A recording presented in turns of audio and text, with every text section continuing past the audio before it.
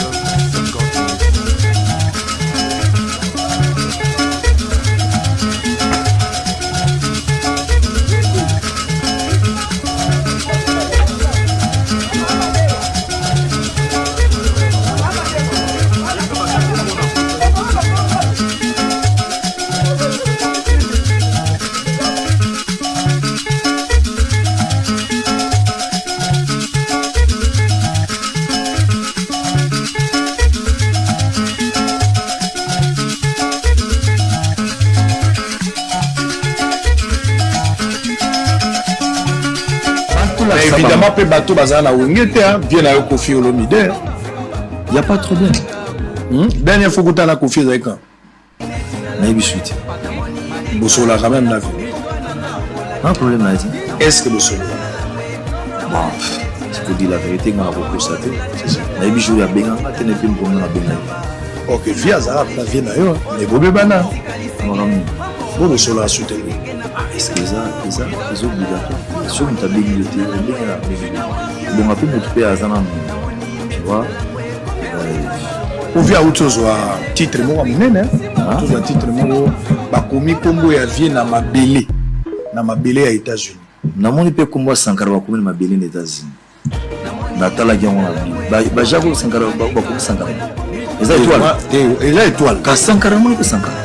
On Sankara Tchena Lupango na e. Namoni yango na taille na ebité ezakani ti ba couleur ni ti ba. Étoile Bakomi Kombo yango na. Si.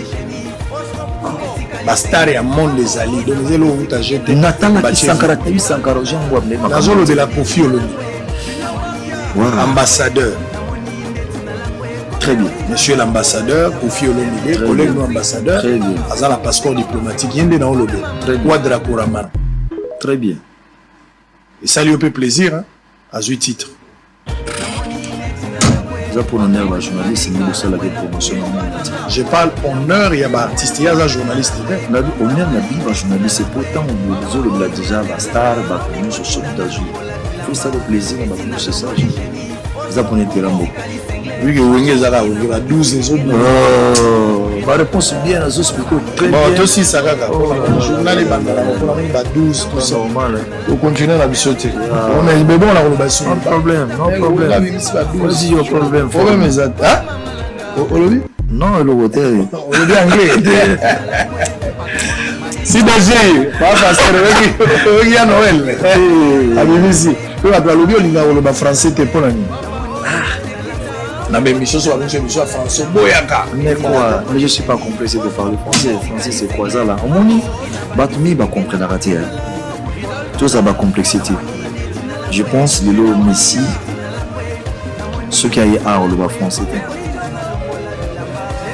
Nous devons la Cristiano, Aza Pologne, ce qui a eu à le portugais. Ah non, portugais, le français. Présent États-Unis, ce qui a eu à le mais pourquoi ça la complexité? C'est un problème mortel. Et monsieur, ça a l'ingalade. Vous allez dans le bateau. Tant que ce bateau, c'est pas la bateau, bateau caca. C'est-à-dire, la conversation est bien. C'est-à-dire, il va se comprendre. Il y a un moment où ce gros moment dans la France, il va comprendre rien. Mais tant que vous allez comment comprendre, ah voilà. C'est-à-dire, il va continuer mon émotion. Et ça va complexe. Ngaï, il est là quand même. Vous allez Moi, anglais, moi, l'accent anglais, mais français pour le baron bien. Mais pourquoi, comment? Mais je parle très bien français, je n'ai pas le temps de parler français. Ça fait sur 2 minutes selon la parole français. Le rôle qui m'a en anglais. Mais monsieur Mouyo pour jouer Nzampungu guerre Pandamadi. C'est quoi? Moi je parle très bien français. Donc ça, salut tout le monde. Ça m'étonne quand les gens disent que ça m'étonne quand les gens disent que moi je parle pas français. Je parle très bien français. Je suis d'abord gradué en sciences commerciales. J'ai étudié. Je suis pas habitué de parler français tout le temps. J'ai préféré parler lingala. Et si vous voulez que je parle anglais, je parle anglais. Ça n'empêche rien du tout. Donc vous êtes libre, vous pouvez parler comment, si vous voulez, mais comment? Ça dérange ça pas. Fait, mais ça fait rien. Ça fait rien, je peux parler en français comme tu fais même. Si tu veux qu'on commence là jusqu'au petit matin, je dois parler. Mais donc je ne suis pas habitué de parler tout le temps français. Qu'est-ce qui a justifié? Évidemment, peu bateau bazana Wingete, bien à Kofi Olomide. Il n'y a pas trop bien. Dernière fois que tu as la Kofi avec quand? Naïbissoute. Bossola quand même. Pas un problème là. Est-ce que Bossola? Bon, c'est pour dire la vérité, on a constaté. C'est ça. Naïbissoute a bien, on a bien. Ok, via Zara, tu as bien, mais bon,